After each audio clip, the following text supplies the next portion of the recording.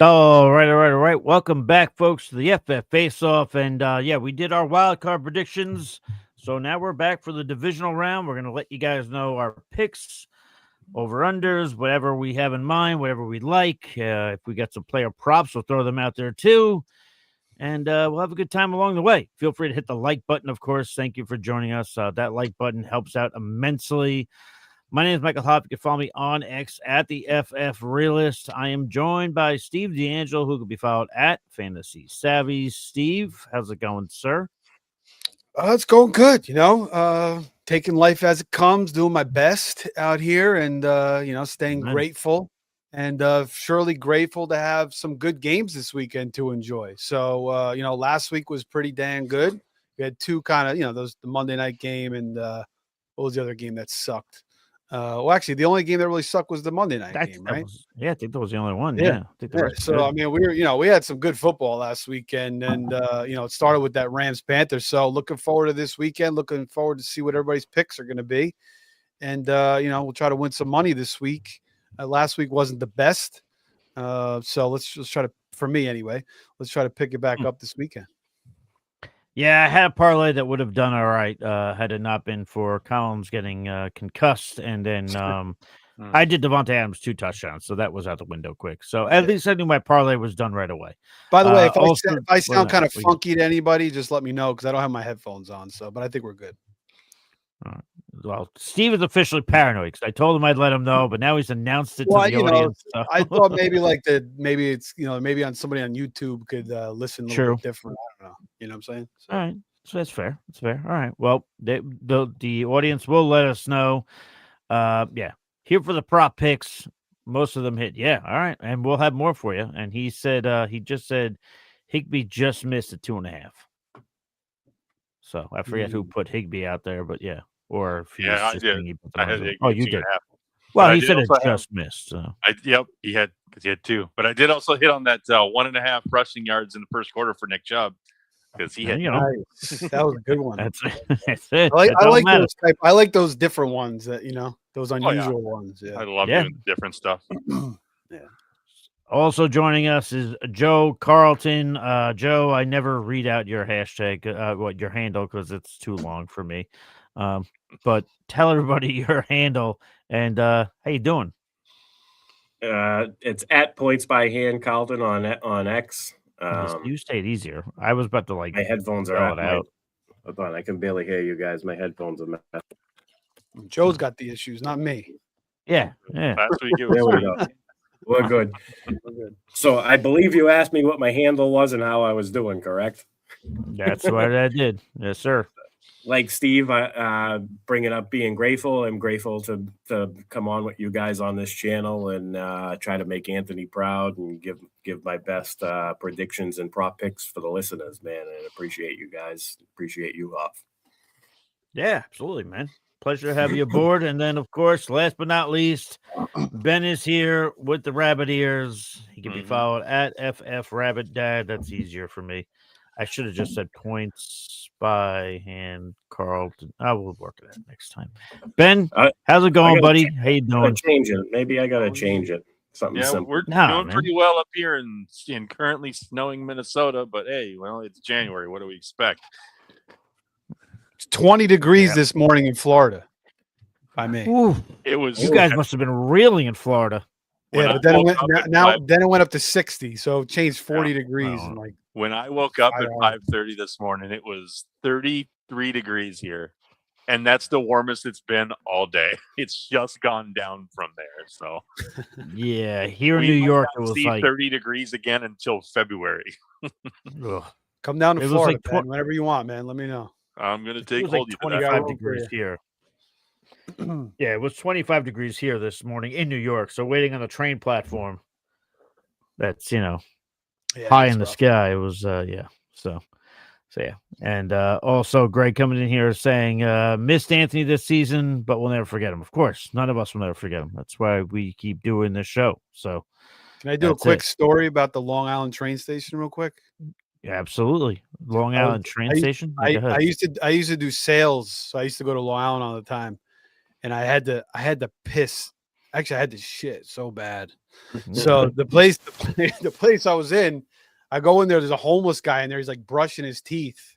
So I couldn't get in there. So I run across the street to the train station, and then I go in there. There's a freaking another homeless guy in there. So I'm freaking locked out of the thing. So finally, I'm like, screw it. I'm just going in the women's. So I just went in the women's and was in there for like 15 minutes. So I just had to handle my business real quick at the train station. So anyway.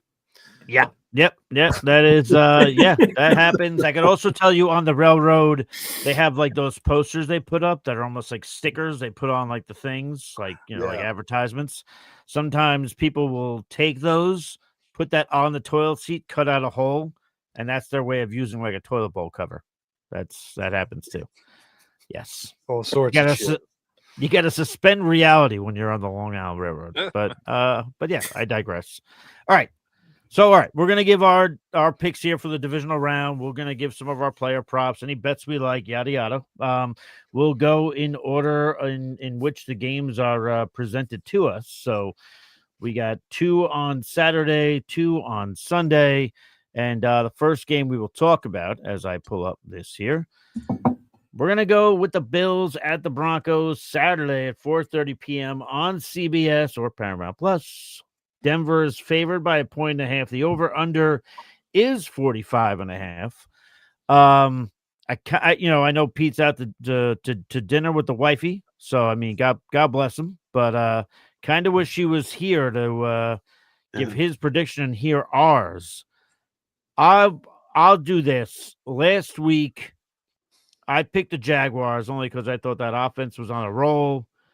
But for as much as and as far as Josh Allen continues to go in these playoffs, we're going to continue to have the conversation that I say he's not elite, and Steve will kill me, and if Pete was here, he'd kill me, and everybody would kill me over it. But I mean, I agree. I agree with you.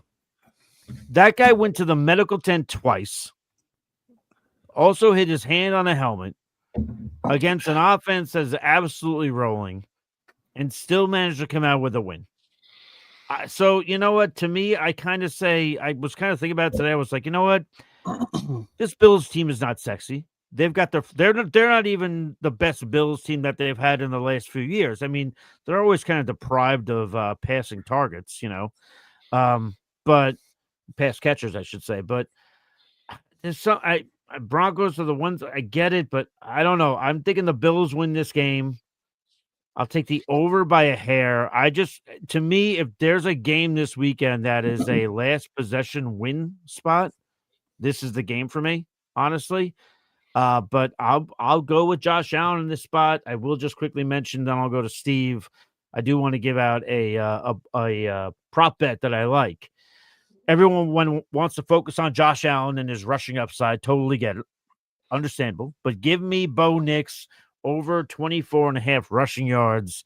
The Bills are one of 4 teams to allow 6 yards per rush to the quarterback position. Nix has averaged about 5 rushing attempts per game in his whole career. I think Nix gets the rushing yards here. So give me Nix. This will not be a repeat performance of their wild card matchup last year in which the Broncos lost 31-7. But yeah, give me Buffalo here in a close one. Steve, I will go to you, and hope you're happy, Steve. I gave some respect to Josh Allen. Yeah, it's good to hear. You'll continue to see what I've been seeing over since he came out. But anyway, I just look at Denver, and they're a good team. Right? Obviously, they're a good team. They got a good coach. Bo Nix is a quality quarterback. They have a strong defense. But just looking at their schedule, I just think they're not really a true number 1 seed. And I think they're kind of fraudulent. I mean, Marcus Mariota, had a nice game against them. They barely beat Washington. They struggled with the Raiders 24-17. Trevor Lawrence tore them up for 34 points. And that was one of the reasons that, everybody was kind of sold on the Jaguars because of what he did against Denver's defense. I mean, they were hot. They won 8 in a row, but, going against one of the better defenses and still succeeding was surely one of the reasons. They beat Houston without Stroud. He got hurt in that game. So, if you just look at their schedule, it's just, Jordan Love had a big game against them. So their defense is good. I don't think it's as dominant as the Texans. The Texans is definitely the better defense in my eyes. It's more of a dominant defense. And, Bo Nix, he showed us that he showed a lot of inconsistencies. He's hot and cold. He makes big plays when he needs to, kind of like Caleb. But he's kind of over relying on the system of Peyton, all those play action rollouts. But he has made some big throws this year for sure. I mean, credit to him. Just like Caleb's done, he's made some big throws for sure. But I gotta go with the Bills here. Josh Allen, they beat him last year. The Denver started with that early touchdown, went up 7-0, and then Buffalo dominated the rest of the game. I was reading something earlier that Bo Nix really struggles with disguise coverages, and that's something that Sean McDermott does a really good job of doing. Yeah. They picked off Lawrence twice last week. They kind of frustrated him. He could have had a couple more interceptions. I think the Buffalo defense, considering all the injuries they have, McDermott does a really good job of just teaching his system to all his different guys. That's why they're able to plug and play so many different guys. And it seems like on offense and defense, it happens on both sides of the ball. So, Brandon Cooks, I think, will step in. He'll be okay. Keon Coleman may make some plays. Curtis Samuel's going to be back. I saw they elevated McCole Hardman. I don't know what he's going to do, but, at least maybe he gets a couple snaps and, I don't know. But I just think they can figure it out. Kincaid, Denver's been very susceptible to crossing routes. That's something Kincaid has been very successful with. So I think Kincaid should have a nice game. So, give me the Bills.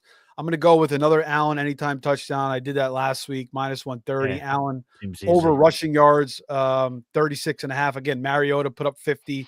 They had a couple other quarterbacks that went over, 35, 40 yards on him as well. And then I'm going to take Kincaid over 35.5 receiving yards. I'm taking the Bills here. And I would probably lean towards the under in this game, but it definitely could go over.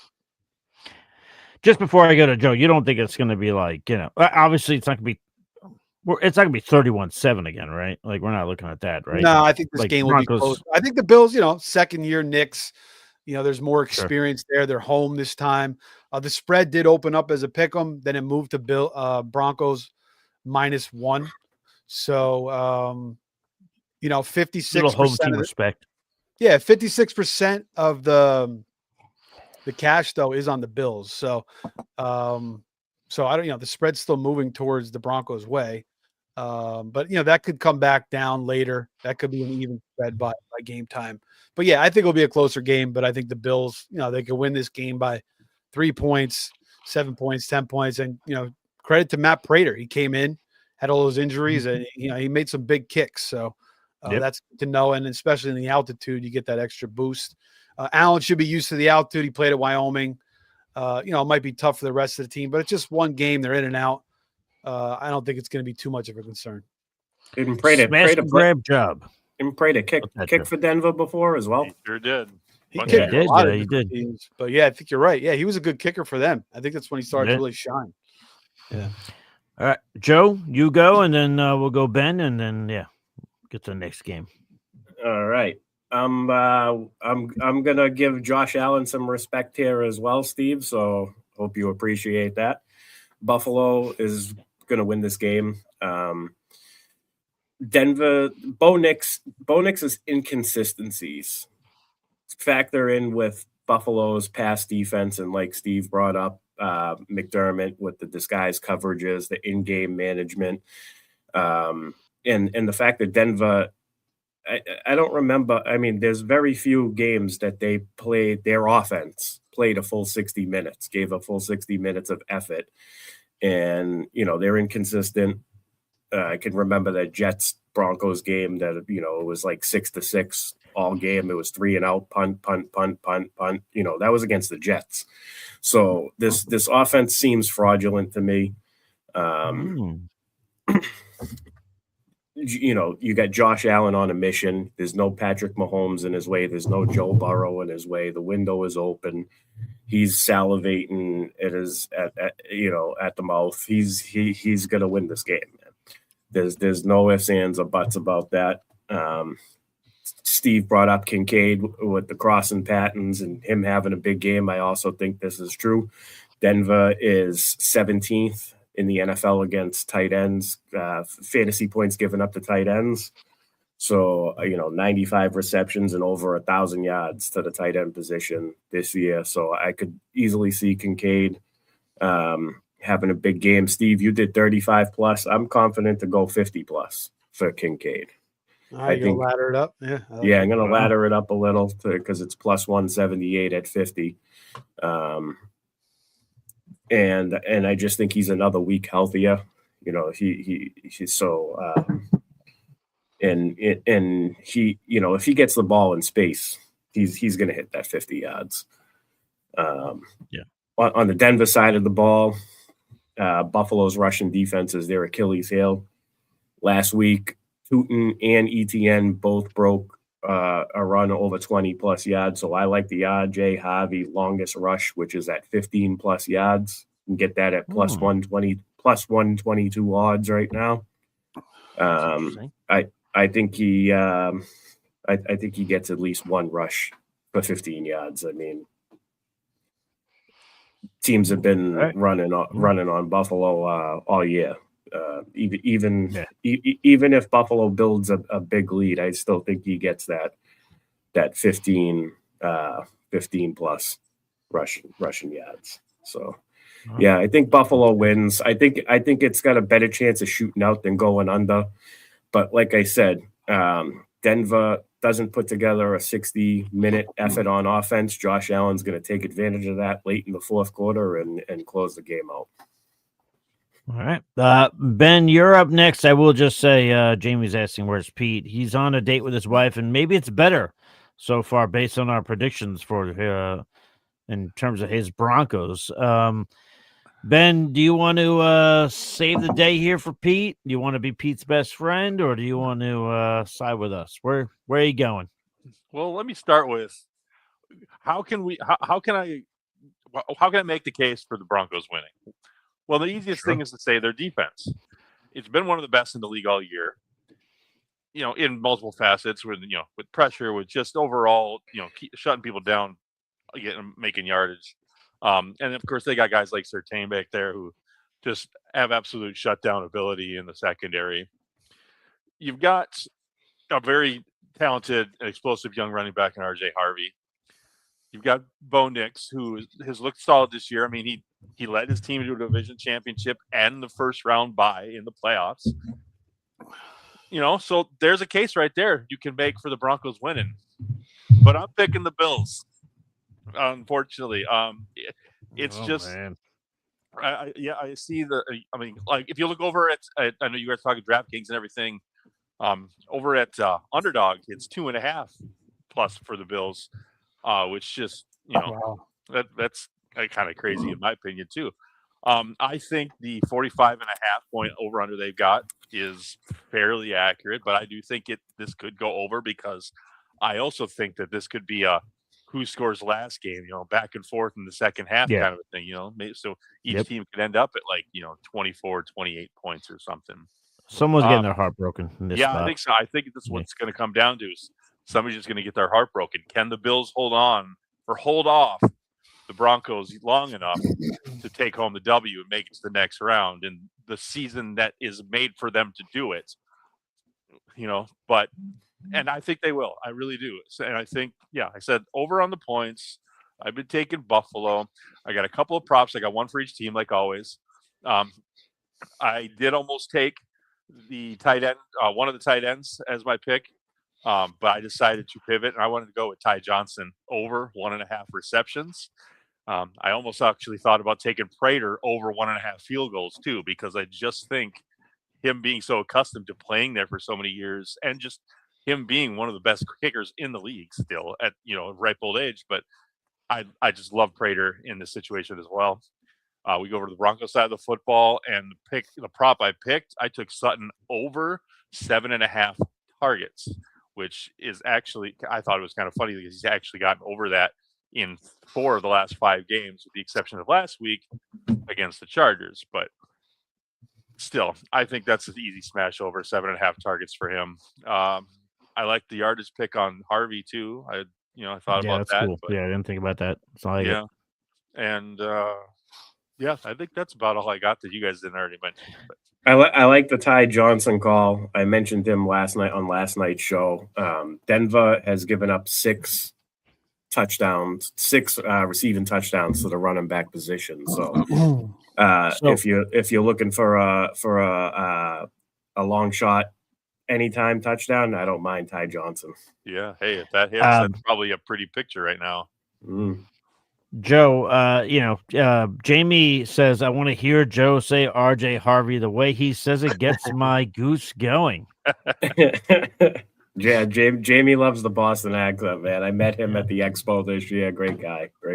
Nice. Yeah. Well, I mean, Boston accents are fantastic. I got to get back to Boston, actually. Next time I do, I'll ring you up. We'll hang out. I'll take Amtrak over there. Nice. Black Rain says, we will shock the world. Well, we'll get to if you're going to shock the world or not. And towards the end of the shows, that's the last game on the division slate. We will get to the next game. Stick around and find out. Yeah, that's it. Can I just give a couple quick notes here? No, do it. Yeah, what do you got? Yeah. What do you got? Yeah, Knicks 1-8 versus winning teams that score more than 17 points. Bills averaging 28 points and are 13-0 when they score 23 points or more. I like what Trey White did to end that game last night. Cole Bishop, those guys to watch out for. Watch out for Pat Bryant. He may have a nice game. I think everybody's going to take those RJ Harvey props. He certainly could. And nobody's really thinking about James Cook. Nobody's really talking about him after what happened. He got shut down last week, but he and the Broncos are so good against the run. But he certainly could, have a big game too. So you can get, maybe if you're playing DFS or something, people are kind of shifting away from James Cook. That's something you could hit on. Yeah. And we got that. I mean, that's that 1-7 stat for Bo Nix is pretty damning. But yeah, Crone's just coming in here. So he can't be with us today. He's helping his friend move. So checking in from the phone. He does have his picks. I'll give them out as we go. So his pick here was he is picking the Bills with the rest of us. Sorry, Pete. And he does like the over in this matchup. So there you go. But all right, let's get to the next game on the schedule. Closing out Saturday night, 49ers at the Seahawks. This will be on Fox. It'll be a Tom Brady, Kevin Burkhardt shout out to the SNY days. If you know, you know. Seattle's favored by a touchdown in this one. The over-under is 44.5. Listen, I know you guys hang on to your chairs. Don't fall out of your chairs. I'm picking the 49ers to win this game.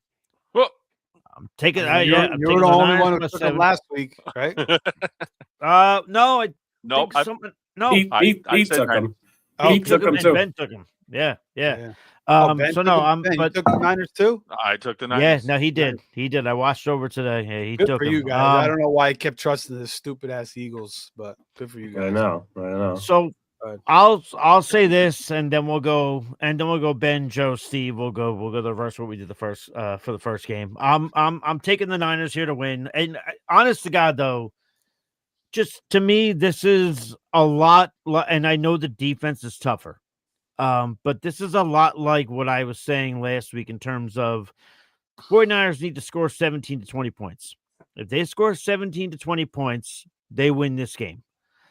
I know that the game was worse than the score was in week 18 when they played for the number 1 seed, but in both games against the Seahawks offense, the 49ers only allowed 13 points.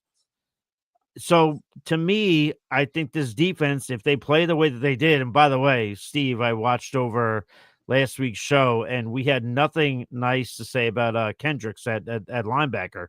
Yeah, he played good. He did play good. That's what it was that 96 awareness he's got in Madden. Yeah. He's not fast, but he's got great awareness. Yeah, he's not fast, he's not strong, he's not powerful, but that awareness is elite. So I'll take it. But listen, I think this defense plays well enough to keep the Seahawks at bay. To me, I don't think Shanahan calls a shit game like he did in week 18. I mean, they had 8 to 10 rushing attempts in that game. that being the 49ers. I don't think that happens again this game. The Niners need to stay in their lanes defensively. If they stay in their lanes defensively, they should be able to limit the damage. Just as this defense has been hurting all year. It's been a bend but don't break scenario. That's what the Niners need to do here. If they break, they lose, obviously, clearly. But I think that the 49ers squeaked this one out. I think they shocked the world, or at least ESPN, again, because ESPN picked the Eagles all across the board. They picked the Seahawks all across the board. So the defense is incredible for the Seahawks. Don't get me wrong. And by the way, I'll say this too. I know the oblique injury for Sam Darnold's out there. He's playing. So if you're a Niner fan, it's like, oh, maybe he doesn't play. He's gonna play. What you have to look at is does he have any kind of limitations? If he has any kind of limitations, that could bode well for the 49ers defense. That could kind of use that, to be honest with you. But yeah, so Niners win this game. I will say in terms of prop bets here, Kyle Juszczyk over 14.5 receiving yards. When George Kittle went down last week, he caught 4 of 4 targets for, 49 yards. Poetic. And also in games that Brock Purdy has started and Juice has exceeded 14 yards receiving in 72% of the games in which he's had at least 2 receptions.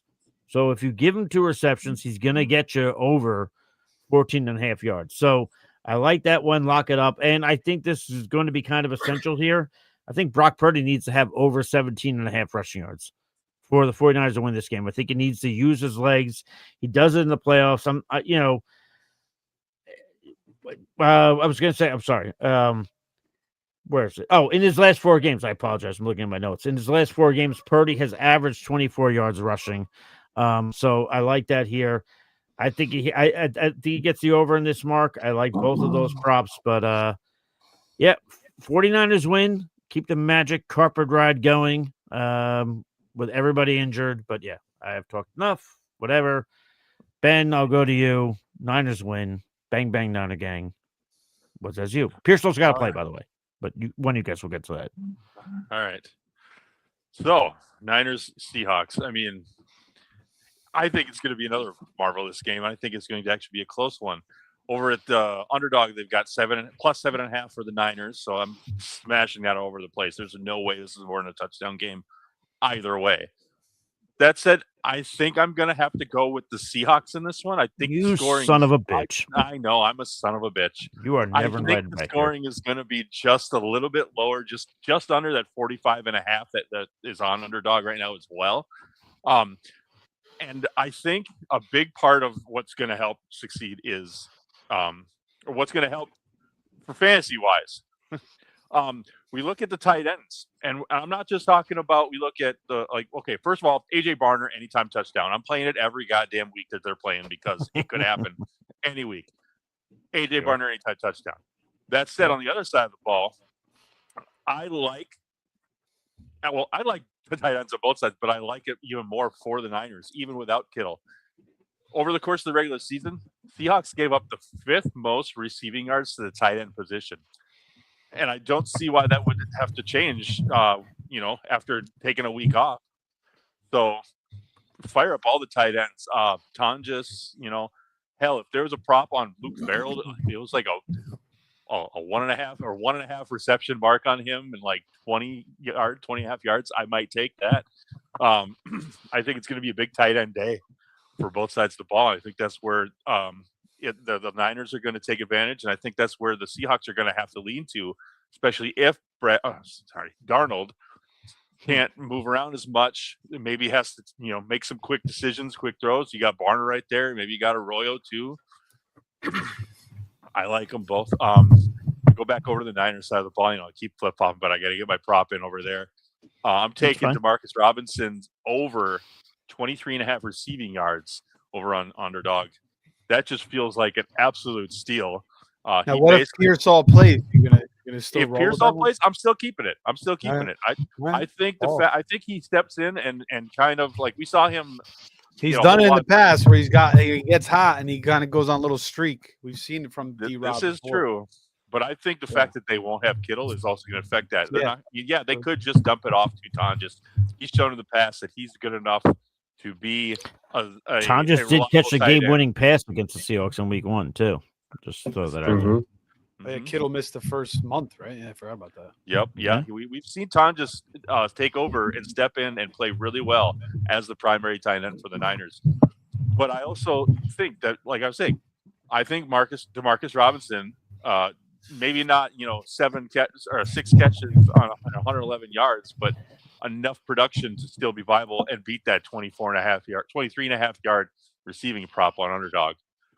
For my Seahawks prop, the one other one I liked other than AJ Barner, I like Kenneth Walker over 57.5 rushing yards. I don't necessarily know if he's going to score a touchdown or not, because it seems like whenever they get in close, they're just going to hand it off to Charbonnet, and he's going to get 3 yards on 4 carries and score a touchdown. So, but hey, if that's how it works, that's how it works. But I think way over on the 57.5 rushing yards for Mr. Walker in this one. So those are my picks. All right. Yeah. So before we go, Charbonnet's rolls got me. Had me Jamie with the fun fact. Yeah. So I was going to say Charbonnet's role had me considering quitting fantasy football. I'm just glad that death taxes, and me telling you not to trust Seattle running backs. And it's not their fault. It's a scheme. It's not their fault. Yeah, no, that's the one thing I hate about fantasy. But I had a dynasty team where I had Walker and Charbonnet, and I traded Walker before the season, and I think I did okay.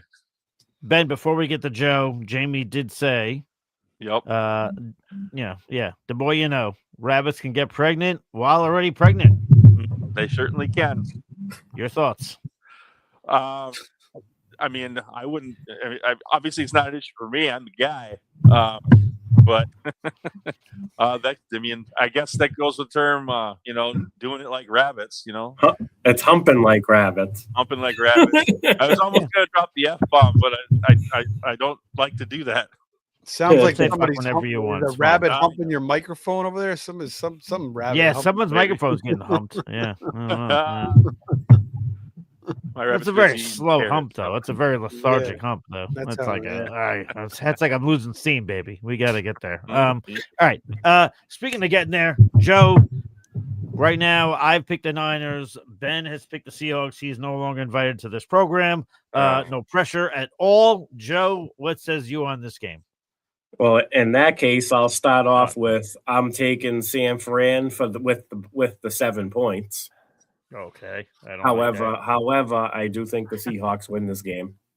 Okay. I think it stays under. It's going to be low scoring. I will say this. I think in order for the 49ers to have a chance to win, Brock Purdy has to have 0 turnovers. If he can do 0 turnovers, I give the 49ers a pretty damn good chance. He's not going to have 0 turnovers, but go on. I know. I'm just saying. I know that. Yeah. But anyways, back to the Seahawks. In week 1, when the 49ers won, Seattle only had 26 rushing attempts. San Francisco also dominated the time of possession, 37 minutes to 22. And in week 18, when the Seahawks won that game, they flipped the script on the time of possession. They had 37 minutes to San Fran's 23, and they ran the ball 39 times. So I think the blueprint is we're going to run the ball. San Francisco's run defense has been significantly worse towards the end of the season. 39 rushing attempts. Kenneth Walker had 16. Charbonnet had 17. They both ran the ball effectively, and they controlled the clock. Their defense made Brock Purdy turn the ball over a couple of times, and and they got and we can't forget about Jason Myers, the kicker. I think that he could, this could be a difference here. Like I said, I think it's going to be a low-scoring game. I think Seattle wins it something like 19-14. It could be like a field goal score type of game, 20-14, 19-16, anywhere in that range. I do think that injury aside, I do think they're gonna try to make it so Sam Darnold doesn't have to do too much, because I feel like when he does too much, he kind of makes mistakes and could cost, you could have a costly turnover given San Fran good field position. And we know when San Fran gets a turnover in good field position, CMC usually does the rest. So they can't be having any of that. So I think they're going to be very careful about Sam Darnold's usage, and it's going to be a very run heavy script. That leads me to my player prop. I like Kenneth Walker, 14 plus rushing attempts. That's at plus 109 odds. He got 16 rushing attempts the last time they played, and he actually he's looked pretty explosive. He seems pretty fresh, and Seattle would be foolish to not use him in this game. So that's where I'm at on the 49ers Seahawks. Sorry, Hoff. Don't worry about it. No one's perfect. We'll go to Steve, and Steve, you can kind of roll this into your prediction because I wanted to bring this up when I was talking about mine, but I'll just roll it into yours. Is there something to be said in terms of, Sam Darnold hasn't won a playoff game yet. This is McDonald's first playoff appearance. Meanwhile, Kyle Shanahan just passed his father in terms of playoff wins. Is there something to that, or is there, but it doesn't matter? What says you? No, I mean, it might not matter, but I think coming in, you have to factor it in. I mean, Darnold's 0-1, Purdy's 5-2 in the playoffs. Shanahan has a ton of experience. They pulled off a great win last week. He did some things to outcoach the great Vic Fangio last week as well. So Shout out Vic Fangio for sure. That's a huge advantage for the Niners. I just think it's just tough, man. Like the spread, I think it's kind of like you're seeing most of the cash coming in on the Niners plus the 7. And it looks very juicy based off what they did last week. And taking the Seahawks seems kind of dangerous, even more so now with the oblique injury with Darnold. Like you said, he'll be out there. I don't know. Yeah. Maybe it affects him, though. I don't know. Who knows? Maybe. Yeah. But maybe adrenaline takes over just like anything else. Maybe it's very minor. It sounds like it's a precaution. They're taking all the measures. They have to report it. They can't. Exactly. So I'm not too worried about it. I'm just looking here at the Seattle schedule, and the schedule sometimes can tell you a lot. And just playing at home this year, Seattle's been pretty damn good at home, scoring a lot of points. Besides the San Francisco game in Week 1, and maybe Robert Saleh's got something on freaking Sam Darnold. That could be another factor for sure. I mean, the two performances. Darnold hasn't done anything against Saleh's defense, but 44 against the Saints, 35 against Tampa. This is all at home. 27 against Houston, 44 against Arizona, 26 against Minnesota, just 18 against the Colts, but 38 against the Rams in that overtime game where Darnold was struggling, but then he stepped up towards the end. It kind of felt like Darnold was kind of losing his grip again towards the end of the season. And then he kind of revived himself in the second half of that Rams game, and they're getting the running game going. Charbonnet and Walker are both starting to run the ball really well. They talked all year that they have a plan for Walker, and maybe this is the plan. Maybe they're really going to try to gear him up a little bit more, maybe in the passing game, which I think they should do as well this week. So, I'm going to take. It doesn't feel. I mean, this is a hard game to pick. I just think losing Kittle for the Niners is going to be tough. And in the last matchup, they didn't have Trent Williams, right? So he's back in this matchup. That's what I was going to mention. Yeah, Yeah, that's huge as well. But I do think Ricky Pearsall will play. It sounds like, and if he does play, I'm going to take his over 24.5. He had a big game. He had a 100-yard game in that Week 1 matchup. Without Kittle, he's going to be relied upon. So, that's a pretty good number for him, 24.5 for a talented receiver like Pearsall. So I'm going to take that. I'm also going to take Kenneth Walker over 13.5 receiving yards. I think they'll try to get him more involved. You give him 2-3 touches. I mean, he could do it on one play. And then the play I called out, the props I called out yesterday were the Rashid Shaheed parlay, where you go Shaheed. You know, I'm a Shaheed truther, my Hoff. You know, yes, you are. Yeah, you are. I know. Shaheed over half rushing yards.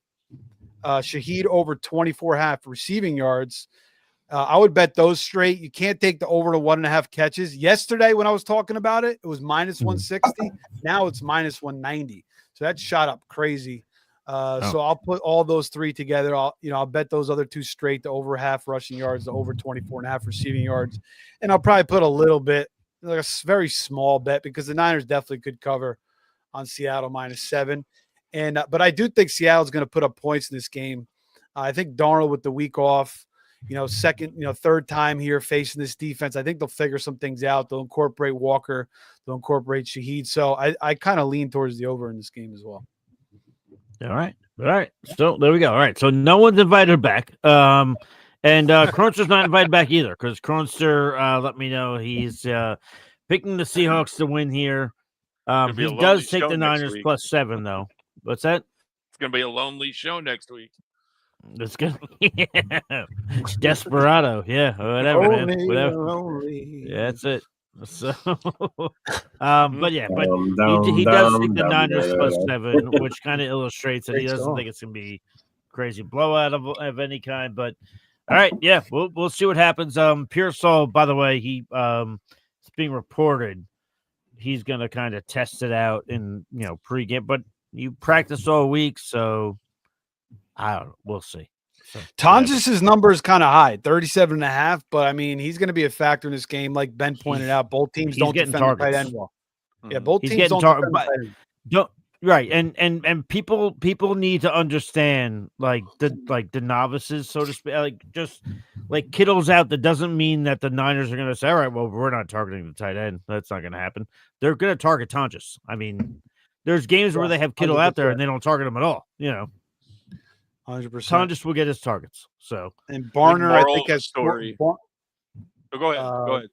No, I was gonna say, Ben, your boy Barner has scored 2 of his last 3 games too. So the anytime touchdown seems pretty decent there too. Yeah. I was gonna say, moral of the story is, based on what we're all saying, take that +7, +7.5 points from the Niners and run with it in your parlay. All right. Well, all right. On to Sunday fun day potentially for Joe. It's going to be the Houston Texans at the New England Patriots. This is going to be Sunday at 3:00 on ESPN/ABC, wherever the hell you want to watch it on. Patriots are favored by 3 points. The over-under is 40.5. It is the lowest over-under on the weekend. I'll quickly say this, and then I will kick it over to Joe. And then I'll go get myself another beverage. But I am picking the Patriots to win this game. I will say this was probably the hardest game for me to pick. But I think I say Patriots edge this one out. So I'll take the obvious, so do I take the Patriots -3? I don't. Yeah, I guess I do. I might not touch that. I might take the money line there. I do think, though, I do have a sneaking suspicion that this game could go over.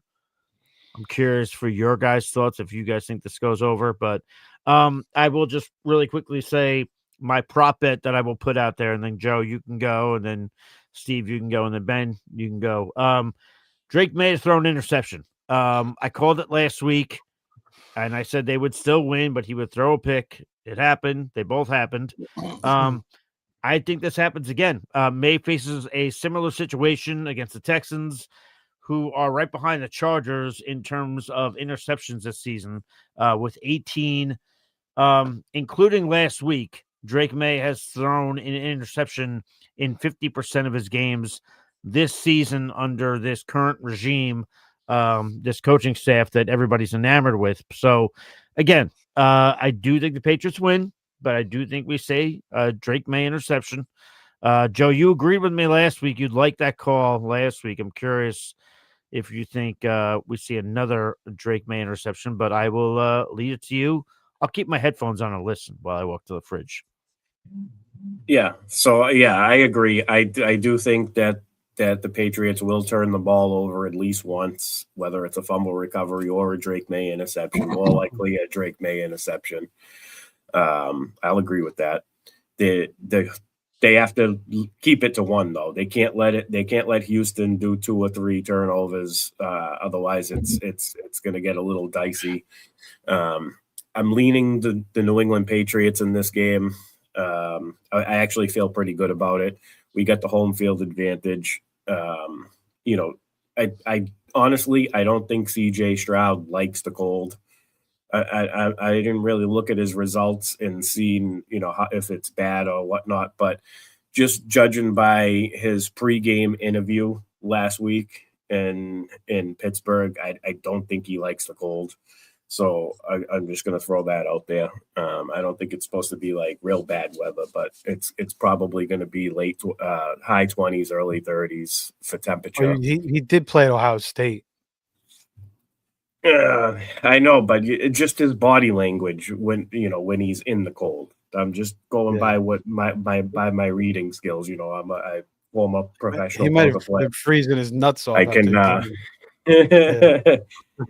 I'm just going by the body language, what I see, what I'm reading on him. So, right. I also Nico Collins being out is a huge factor for me. This allows the New England defense to game plan a little bit better. The 2 rookie wide receivers for the Houston Texans haven't really shown. I mean, Higgins has made some strides, but overall, just their usage, they're not getting full-time usage. Throughout the season, I worry if they can produce in a big playoff game like this, where it's going to be a close game. They're going to have to make big plays. Houston's offensive line is below average. Patriots pass rush looked pretty good last week, and they got pretty much everybody back healthy that can get after the quarterback. Houston's run game, although Woody Mox did have a career high in rushing yards last week, that was against a Pittsburgh Steelers defense. This is a Patriots defense at home. I do think that they neutralize Woody Mox. I don't see him not even breaking 60 rushing yards, to be honest with you. Dalton Schultz, they'll let him catch the ball, but he's not going to make any big plays. They're going to keep him, they'll give him the over the middle stuff. They're going to make Houston methodically work down the field. So CJ Stroud's going to really have to play out of his mind. I just don't think Houston's offense has enough firepower. That's the difference in this game for me. I think the Patriots running backs will be able to, if they can get into the red zone, I think that the Patriots running backs will be a factor there. Houston's defense, while they're top notch and elite, they are just average inside the red zone. They've given up a 54.8% touchdown rate inside the red zone, which is, I believe, 12th in the NFL, if I'm not mistaken. That's right in the middle of the pack. That's where you can get them. I do think they've given up 12. Is it 12 rushing touchdowns? Yeah, 12 rushing touchdowns. So, but I do see both running backs being a factor. I also see Josh McDaniels in the past when they go against teams with elite defensive lines and elite quick defenses. They kind of use the running backs out of the backfield in the passing game. They let the rush come in a little bit, and then they have one of the backs release, and they got some space. So I think you can see a little bit more usage out of Trevion Henderson in this game, in the passing game specifically. I do think Ramondre gets involved as well, but that leads me to my props. I have a running back parlay here, not for the 2 Patriots ones, but one for the Houston, one for New England.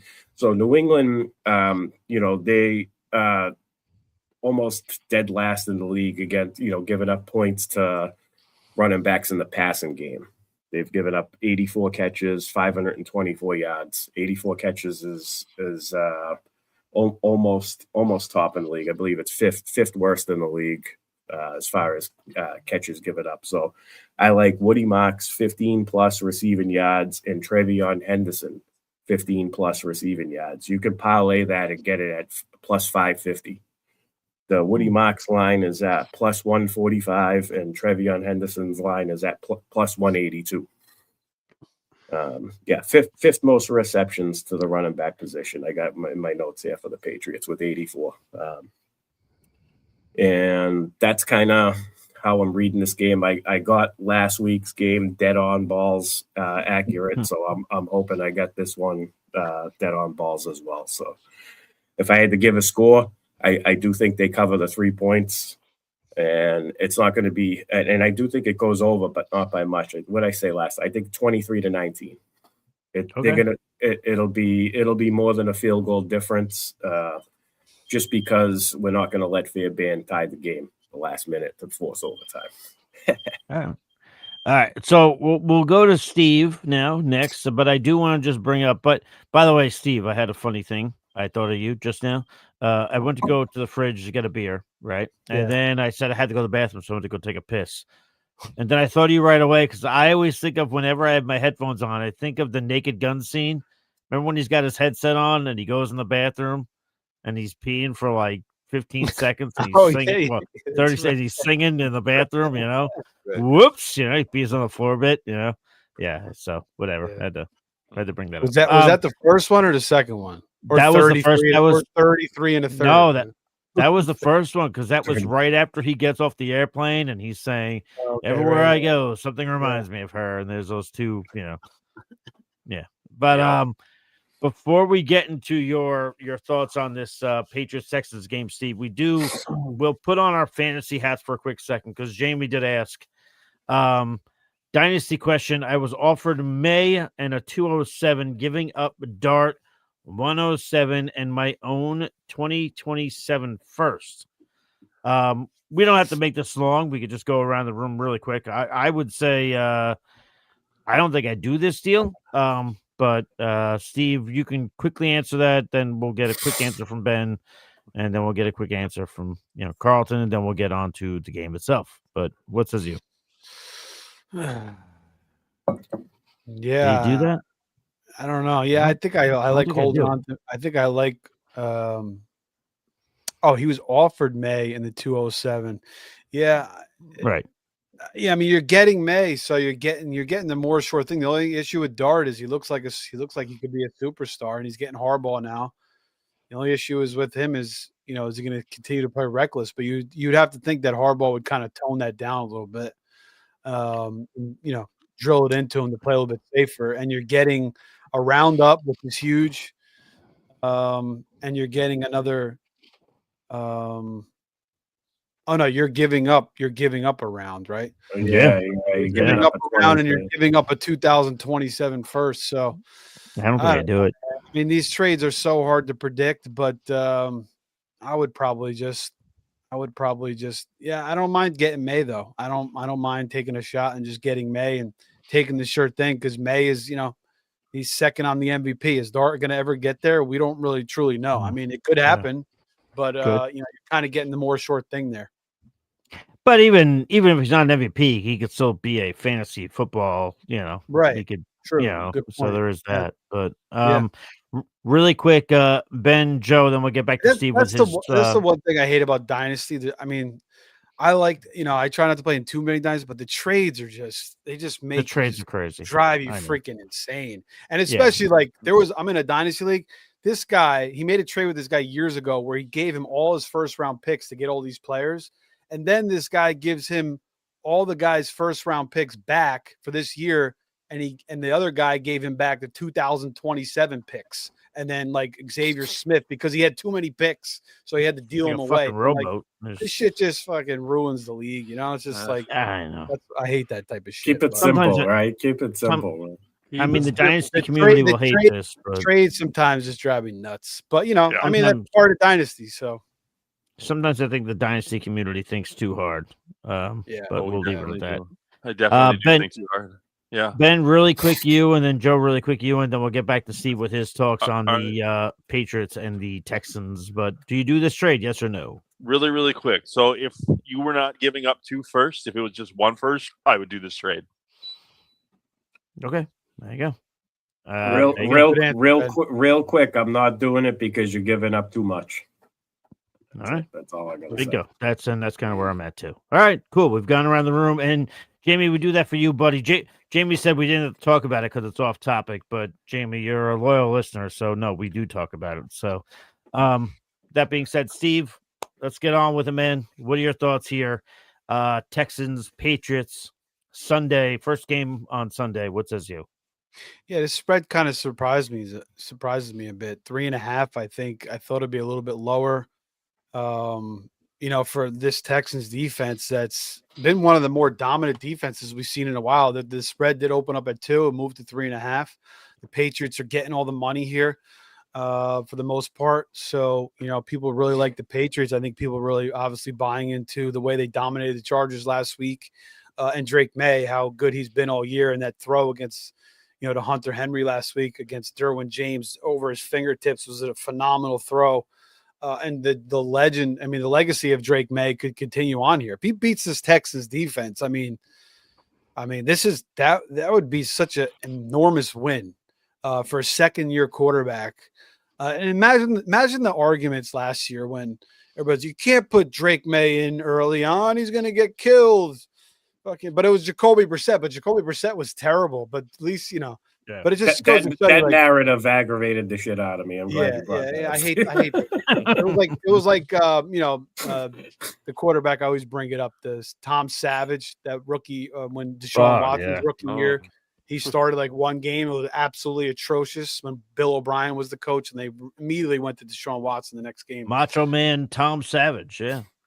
Get after it. But so the Texas defense is scary, man. Again, they have the defensive line. It's the two ends we all know, and Anderson and Hunter, but their D tackles and Autry and Rankins, and the secondary with Lassiter and Stingley and Bullock is nasty. So D'Amico Ryan, he's proved it, year in and year out. He's a really, really good head coach.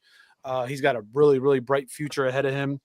And Stroud, when he's protected, he plays well. And, the Patriots are 25th in sacks.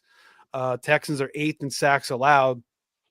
The Chargers offensive line has been, it's been brutal since those injuries. So they've been susceptible to, just Herbert getting killed all year pretty much. So the Patriots took full advantage of that last week. And Herbert has his own playoff issues too. Like he seems to come up short. Yeah, he didn't play great. But also was the offensive line played a big part, and they shut down their run. And I actually think the Patriots will probably shut down Woody Marks because Woody Mark pulled something out of his ass that I didn't expect last week. So I'm going to take the Texans plus 3.5. And I got burnt last week, but I'll go back to the well here with the Texans. I could still see the Patriots winning the game.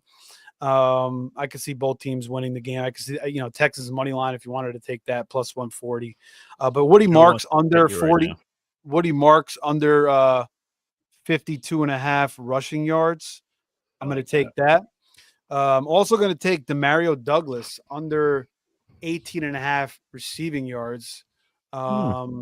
He's had his last couple games, he's had no yards, 6 yards, 10 yards, 29 yards, and 3 yards. You're seeing Efton Chisholm play more. You're seeing Kyle Williams out there. Boudet's back.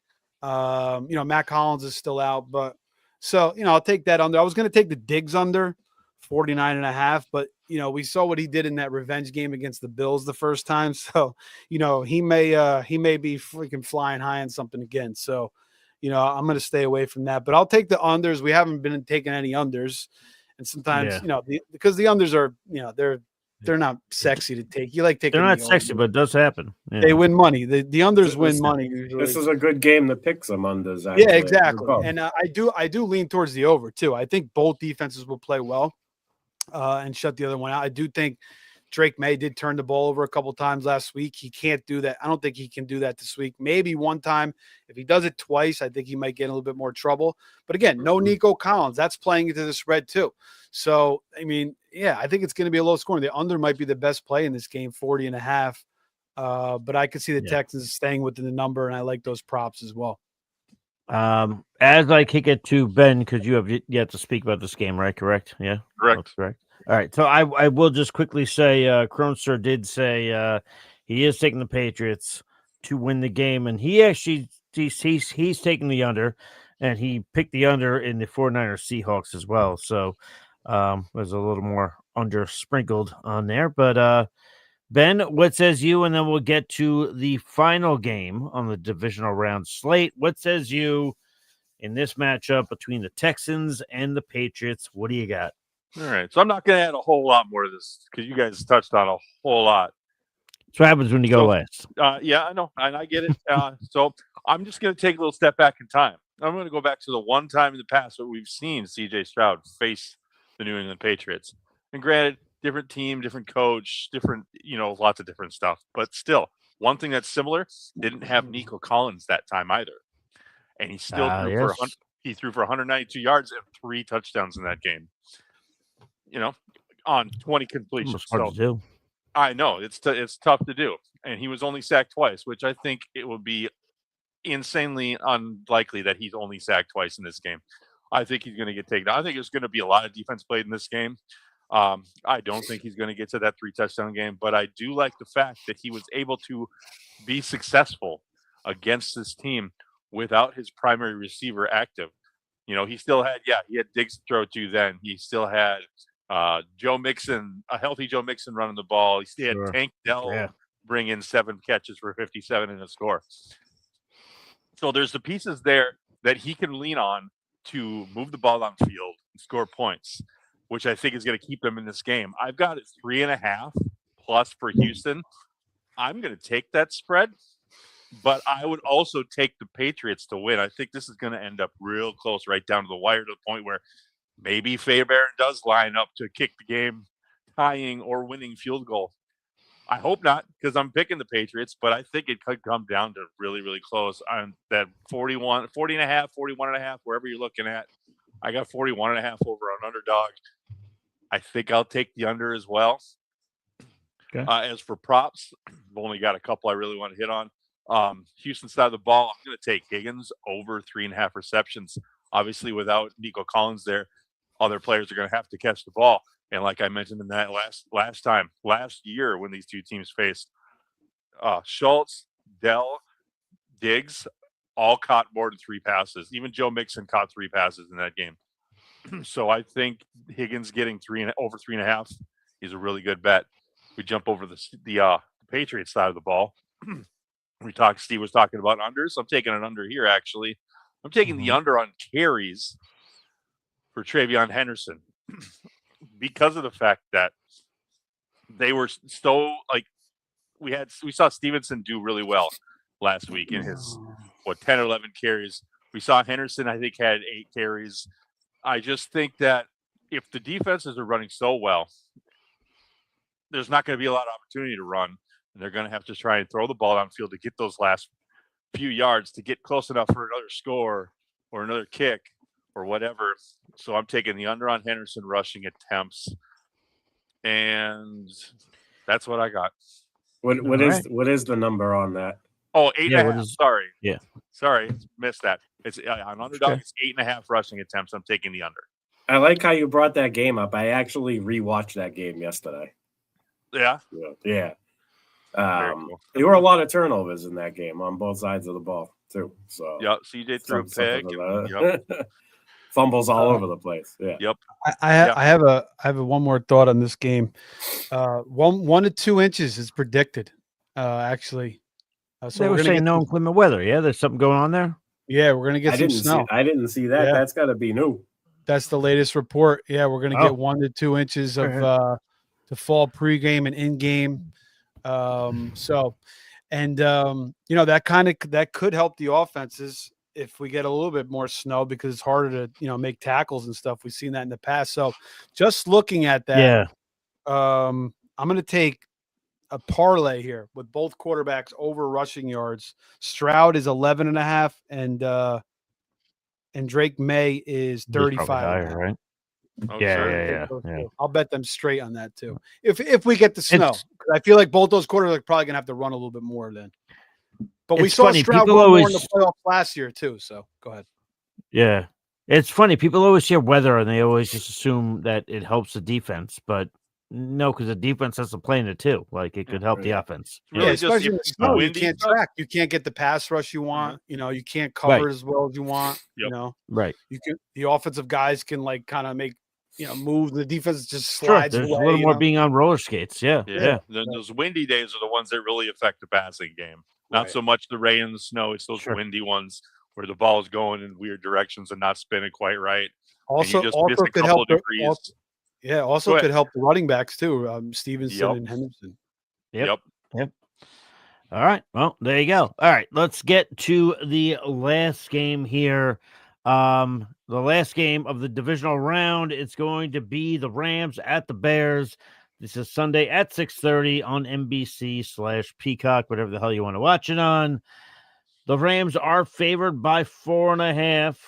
The Bears coming into this weekend being, I would say, while the Niners have the biggest spread against them, the Rams being favored by 4.5, and the Bears are at home. The Bears are the official Rodney Dangerfield of this weekend. The over/under is 48.5. I will, and Steve, I love that you smirk there because Rodney Dangerfield. I know. To me, Rams win this game. I would give it a field goal though, to be honest with you. So I don't know if I'd take the 4.5. I think I'd stay away from it. I do like the over. I will say we'll go Joe, Ben, and Steve here to round this out. But the prop bet I like here is Colston Loveland over 57.5 receiving yards.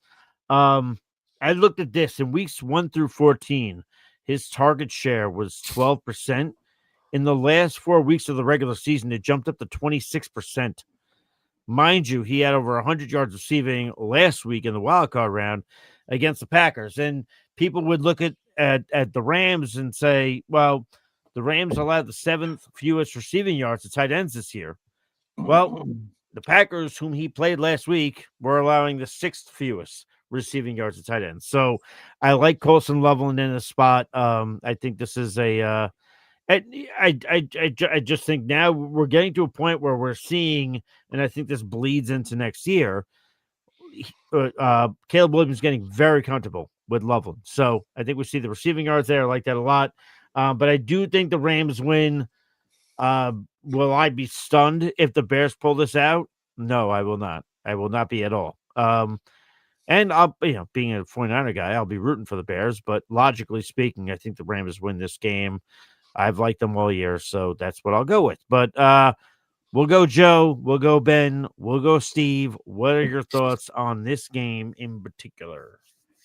I like the Colston Loveland call. I think we're at the point where we can probably call him matchup proof. I mean, like you said, he's got the trust of Caleb Williams, and he's got the elite athletic ability, and he seems pretty dominant already in his young career.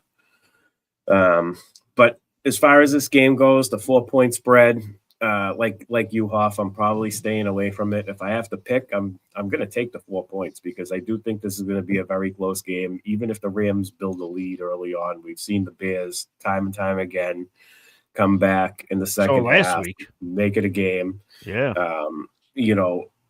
One time luck, 2 times luck, 3 times, but when it happens all the time, I don't think you can call it luck anymore. So, the Chicago Bears second half miracles reality.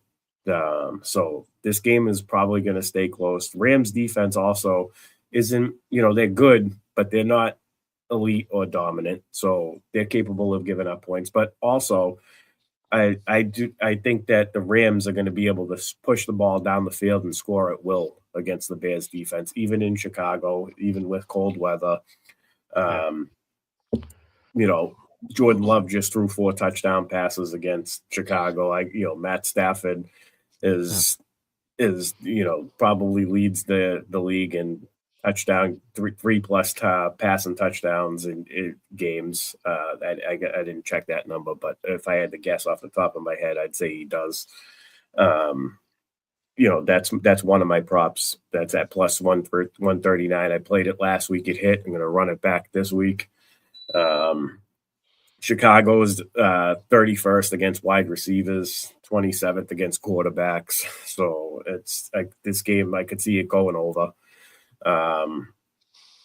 Devontae Adams in for a big game. He's no stranger to cold weather, being playing in Lambeau for the first half of his career, or the better part of his career, I should say. Puka Nacua is an absolute menace. They're going to put up points, and it's going to force Chicago to pass as well. That leads me to my other prop, which is I'm suggesting 2. It's a 30 Caleb Williams, 36 passing attempts, 36 plus. And if you want to ladder it up to 38, so right at the 36 plus, it's plus 191. At 38, it's plus 301. So if you wanted to take a little bit of a gamble to get those odds, I think he hits this. Looking at the game logs for the year, when I looked at all the games, they gave up 30 or more points, which I think is going to happen in this game. I think the Rams easily put up 30 points in this. They gave up 42 to San Francisco. Caleb Williams had 42 passing attempts. They gave up 30 to Baltimore. Caleb Williams had 38 passing attempts. They gave up 42 to Bengals. He had 34 passing attempts. Didn't quite hit the 36 mark, but I mentioned in last night's show, I think that was because the Bengals defense is so terrible stopping the run. Monangai and Swift factored into, they had a couple of big plays and they ran the ball effectively. So that took down the passing attempts a little bit. But that's my point. My point is Rams are going to put the points up. Caleb Williams is going to have to pass and try to make another comeback victory. So that's how I see it playing out. I think it's a field goal game. I don't see the Rams really running away with it. So if like I said, I like the 4 points with Chicago, but probably staying away from it. But Rams win this game. Yeah, something I just noticed before it goes to Ben. I mean, the Bears, of all the playoff teams left, the Bears have allowed the most touchdown passes. So we'll see where that goes. But Ben, what do you got here in terms of this game? And then we'll go to Steve to round third and head it home. All right. So we've got a couple of offenses that can put up points at will. We've seen in recent weeks and over the course of the season. And you've got such great pass catchers over on the Rams side of the ball. Obviously Puka Nacua, any of those tight ends, whether it's Parkinson or Higbee or even Davis Allen, like any of them looks like they, any of them has shown that they can be a valuable tight end. And then you got, why is Jamie trying to make me laugh? And then you've got, I'm totally thrown off. I'm sorry. It's Friday. Jamie's probably had a couple. Jamie's feeling it. No, I'm very aware of the carrots with rabbits. It's like candy to them. I know I have a point here, and I'm totally okay. Gotcha. You're shook, weak in the knees right now. All right, I'm just going to jump crinkle over cutted you. I'm picking the Rams to win. I'm picking them to win by more than the 3.5 that they're giving to the Bears. I'm taking the over on the 48.5 points that we still got over here on Underdog.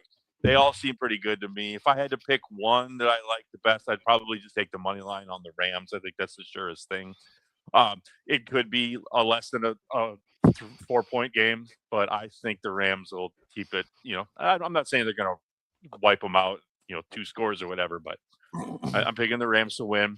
If I'm going to go to props, I'm going to go with Devontae Adams, and not the typical anytime touchdown prop you'd think, but we're on Underdog over 12.15 fantasy points, I think. And if he scores a touchdown, that's basically a guarantee.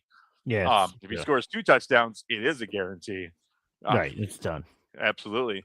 The other side of the ball, and here's the point the stat I wanted to bring up: the Rams have seen the sixth most targets to the running back position this year, 111. 83 of those were caught. I think the Bears, to be able to utilize their running backs correctly, are going to have to throw the ball around. And I think that's where Swift's going to get most of his yards. That's why I've got another under prop on him of under 55.5 rushing yards, because there's him, there's Monangai. They could just look to split them up and split up the carries. But Swift is more of the receiving guy. So I think that's where they'll focus to use him in the offense. So yeah, I love that 55.5 under rushing prop on DeAndre Swift for me. That's it. All right, there you go. Steve, you are last here, sir. Save the best for last. Well, the weather, first off, it's going to be very cold in the teens, it looks like. Could get into the single digits with the wind chill. Yeah, so I think it's going to be 15, but yeah, it could get colder. It's going to be brick out there, a little bit of wind, 10 to 15 mile an hour, 20 to 25 mile an hour gusts. So yeah, it's not going to be fun to play in that cold, but I think we're still going to get a lot of points in this game. I really do like the over 48.5 here. We just saw, the Panthers put up 31, Darnold put up 38, Atlanta put up 27 on them. And Detroit 34. So, I think the Bears, obviously we know the script they like. First half they suck. Second half they come through and step up.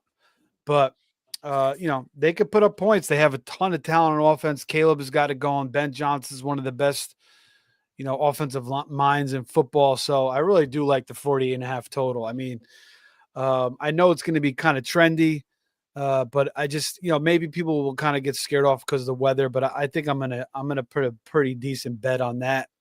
The 3.5 for the Rams, like Ben said, the minus 227. I do think the Rams will win.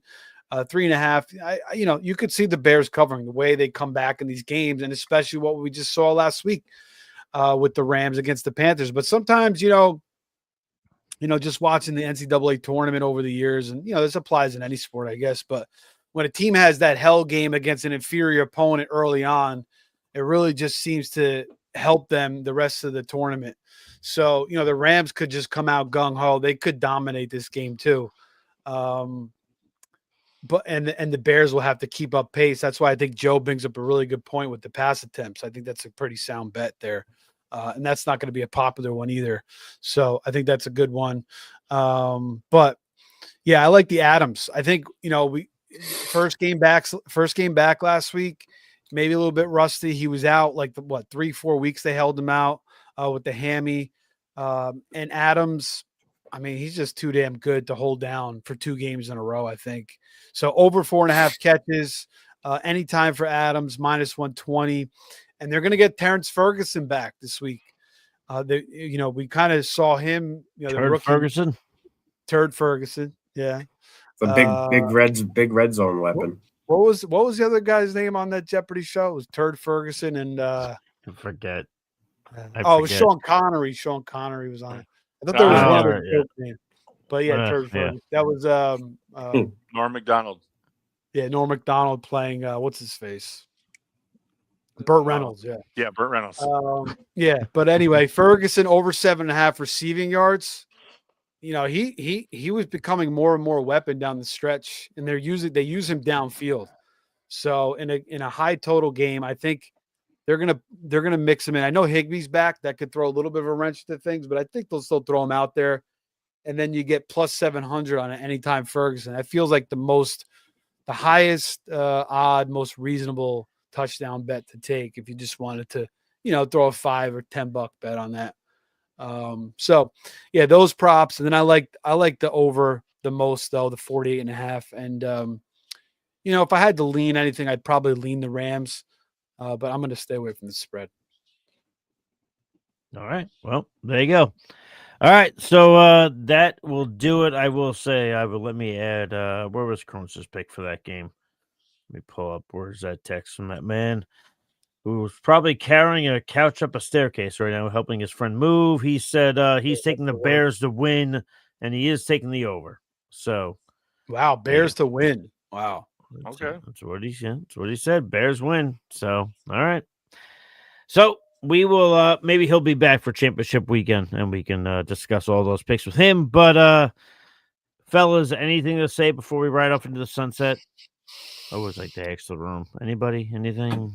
Yeah, Jamie called me out for being here, and when the sports affiliation is live, that's actually Kala's show, Beyond the Beats. I'm supposed to be producing that, but for one, I'm on here helping you guys out. I can't say no to the Face Off crew, and two, I'm still logged in on Steve's StreamYard, so I there's no way I'd be able to get in there to produce, and then I'd have to ask JC for the passcode and. So I'm probably not going to be there for this one afterwards either. I'll probably take the night off of producing. So Kala can handle her stuff anyways. There you go. Anybody else? Go for it. I would say, who do you think, which road team is the most likely to win? The Niners. Besides the Rams. The Niners. Besides the Rams? Yeah. Yeah, I guess I'd go with the Niners too.